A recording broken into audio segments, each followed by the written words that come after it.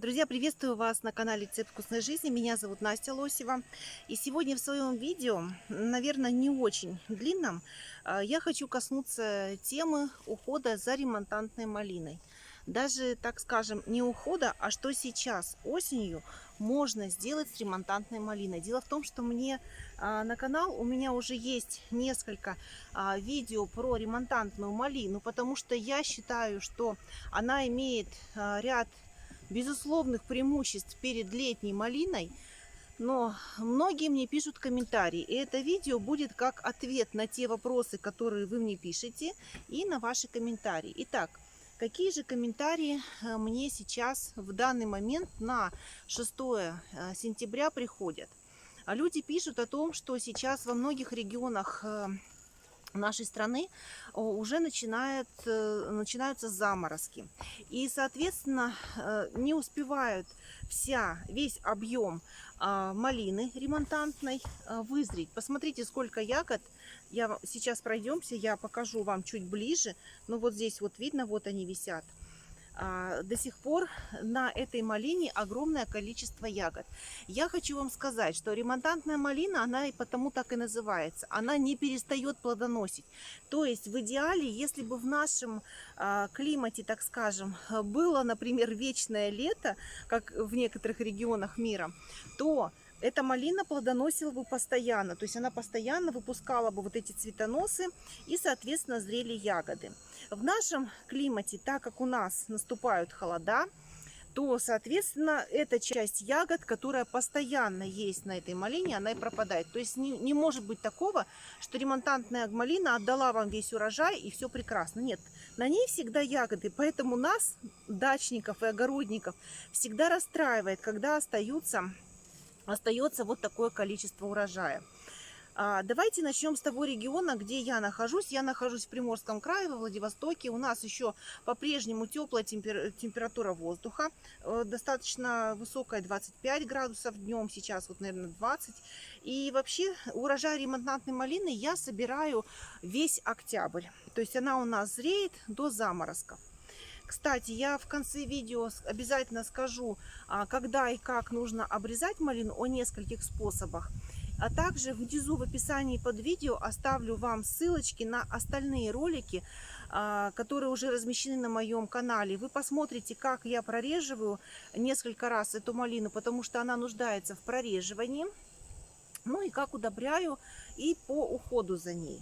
Так вот, давайте вернемся к тому времени, которое у нас сейчас. На малине много ягод. Если в вашем регионе сейчас уже начинают давать о себе знать похолодания, морозы, заморозки, что можно сделать вот с этой малиной? Можно продлить ее плодоношение. Как это сделать? Сделать это следующим образом. Вы просто обрезаете побеги малины и ставите их дома в вазу высокую, чтобы было много воды. Вот эти вот ягодки, они все у вас нальются и обязательно созреют.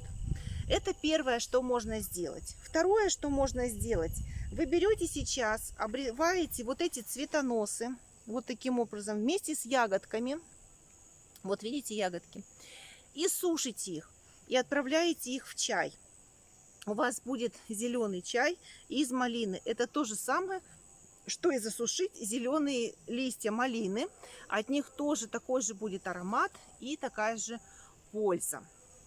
Я хочу сказать, что чем мне нравится ремонтантная малина, то что ее не нужно укрывать, и она полностью вырезается осенью, когда наступают холода. Хочу обратить ваше внимание, что ремонтантную малину нужно обрезать только после того, как у вас в регионе установилась минусовая температура, то есть чтобы 0, -1 было постоянно и днем, и ночью. Если у вас еще погода гуляет туда-сюда, то есть бывают плюсовые температуры, потом минусовые, потерпите с обрезанием малины. Почему? Потому что от того, насколько долго вы оставите вот эти побеги, больше питательных веществ из стеблей уйдет в корень, корень лучше созреет и больше даст вам урожая на следующий год. Опять же, если вы... То есть сейчас подойдем к обрезке малины. Я вам расскажу, Как это можно сделать? Обрезать малину. Если вы живете в таком регионе, где осень наступает очень быстро, то есть с приходом 1 сентября уже заморозки, например, или заморозки там в середине сентября, то есть вы не успеваете собрать урожай. А это еще зависит от того, что если у вас затяжная весна, то плохо нарастает малина. И вот у меня малина плодоносит с середины июля и до конца октября практически, если не ударят сильные морозы. Если у вас малина начинает плодоносить поздно, то можно применить второй способ обрезки малины. Что это значит? Это значит, что вы можете ремонтантную малину обрезать не полностью под землю. Видео об этом, ссылочку я сейчас увидите вот здесь в уголке, и оставлю в описании. Я прям показываю, как мы с мужем обрезаем малину, и я рассказываю об этом способе. А можете обрезать, оставляя где-то 30-40 сантиметров от земли. И при этом вот эти вот побеги, которые вы оставите, их нужно укрыть, уложить и укрыть, так же как и розы. Не надо их прикапывать, мучиться, просто как по типу укрытия роз. В этом случае на следующий год вот из этих почек, побегов у вас появятся более ранние побеги, которые дадут вам ранний урожай. Но я хочу вот здесь вас предостеречь. Не надо обрезать, вот у вас есть куст малины, вы его видите, да? Нельзя обрезать на вот этом кусту и так малину, и так. То есть и полностью что-то вырезать, и оставить вот эти 30-40 сантиметров побеги. Нет.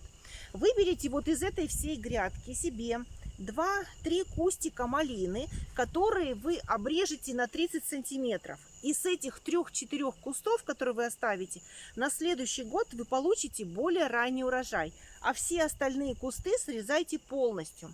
Потому что в случае, когда вы обрезаете и так, и сяк один куст, то есть и полностью обрезаете, то есть даете потом расти новым побегом, и вот этот вот обрезка на 3/4, на 1/3, вернее, когда 3/4 обрезаете, 1/4 оставляете.